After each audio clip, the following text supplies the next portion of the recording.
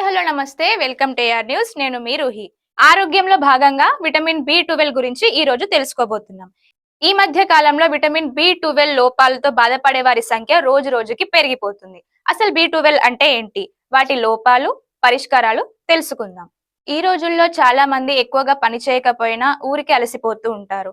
అలసట, నీరసం, కాళ్ళు చేతులు తిమ్మిర్లు పట్టడం, హఠాత్తుగా తల తిరిగిపోవడం, నీరసంగా అనిపించడం, ఏ పనిపైన ఏకాగ్రత లేకపోవడం, మెట్లెక్కుతుంటే తల బరువుగా అనిపించడం, సడన్ గా బరువు పెరిగిపోవడం వంటి లక్షణాలు ఎక్కువగా చూస్తుంటాం. అయితే కొంతమంది దీనిని నిద్రలేమి సమస్య వల్ల వస్తుంటాయని అనుకుంటారు. కానీ ఇది కేవలం నిద్రలేమి సమస్య వల్ల మాత్రమే కాదు, శరీరంలో విటమిన్ B12 లోపాల వల్ల ఎక్కువగా కనిపించే అవకాశాలు ఉంటాయి. అయితే దీన్ని నివారించడం ఎలా? ఆహారంలో తీసుకోవాల్సిన జాగ్రత్తలేంటో ఇప్పుడు తెలుసుకుందాం.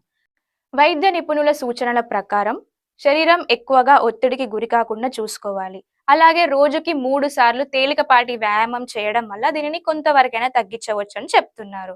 మరియు విటమిన్ B12 అనేది శరీరంలో ఎర్ర రక్త కణాలు ఉత్పత్తి చేయడానికి, నాడీ వ్యవస్థ పనితీరులో సహాయం చేస్తుంది. మరి వీటికి తీసుకోవాల్సిన ఆహార పదార్థాలేంటో చూద్దాం.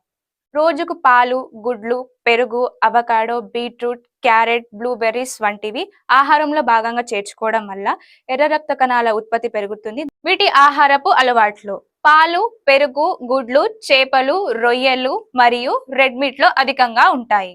విటమిన్ B12 అనేది కేవలం మాంసాహారులకు మాత్రమే కాకుండా శాకాహారులు కూడా పొందే విధంగా ఉంటాయి. అందులో క్యారెట్, బీట్రూట్, బ్లూబెర్రీస్, పాలకూర, ఆకుకూరలు వంటి వాటిలో అధికంగా లభించే అవకాశాలు ఉంటాయి. మరియు మునగాకు, మునక్కాడల్లో అధిక పోషకాలు ఉంటాయి. అయితే కొందరు చాలా వరకు విటమిన్ B12 కి సంబంధించి ఇంజెక్షన్స్, టాబ్లెట్స్ తీసుకోవడం జరుగుతుంది. వాటి వల్ల దుష్ప్రభావాలు అధికంగా ఉంటాయి. వీటిని సహజ పద్ధతిలో తగ్గించుకునే ప్రయత్నం చేయండి. మరొక మంచి హెల్త్ టిప్ తో మీ ముందుకు వస్తుంది AR మీడియా.